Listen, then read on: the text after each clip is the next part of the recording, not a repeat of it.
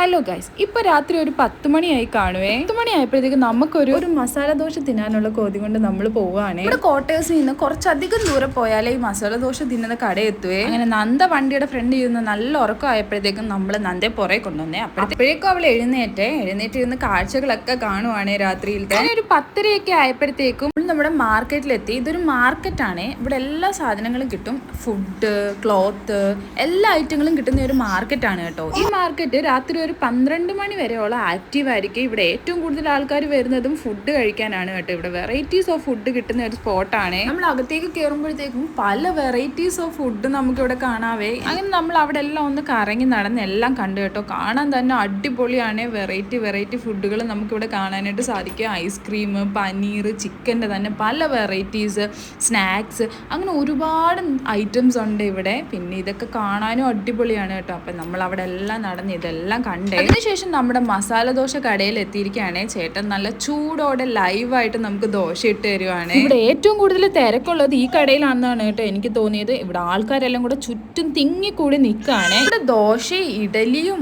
വടയും നമ്മുടെ ചട്നിയും സാമ്പാറും എല്ലാം കിട്ടുന്നത്. സൗത്ത് ഇന്ത്യയിലെ എല്ലാ ഫുഡും കിട്ടുന്ന ഒരു സ്പോട്ടാണ് കേട്ടോ ഇത്. നന്ദ ലൈവായിട്ട് ദോശ ഇടുന്നതൊക്കെ കണ്ടുകൊണ്ടിരിക്കുവാന്നെ. നമുക്ക് നമ്മുടെ മസാല ദോശ എല്ലാം കിട്ടി. ഇനി നമുക്ക് ബാക്കിയും കൂടെ ഒന്ന് കണ്ടിട്ട് മടങ്ങാന്ന് വെച്ചിട്ട് ഞങ്ങൾ അങ്ങോട്ടേക്ക് പോയപ്പോൾ അടുത്തതായിട്ട് നമുക്ക് ഫുഡ് കിട്ടി.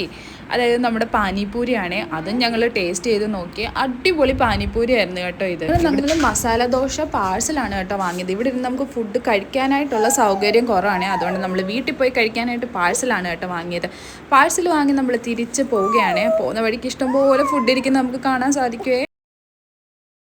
അങ്ങനെ നമ്മൾ വീട്ടിൽ ചെന്ന് നമ്മുടെ മസാല ദോശയും സാമ്പാറും വടയും ചമ്മന്തിയും എല്ലാം എടുത്ത് നല്ല വിശപ്പുണ്ട് കേട്ടോ. അപ്പോൾ ഇതെല്ലാം കഴിക്കണം ഇനി. അപ്പോൾ അടിപൊളി മസാല ദോശയാണ് കേട്ടോ. എനിക്ക് ഒരുപാട് ഇഷ്ടപ്പെട്ട അടിപൊളി മസാല ദോശയും വടയൊക്കെ ആയിരുന്നേ.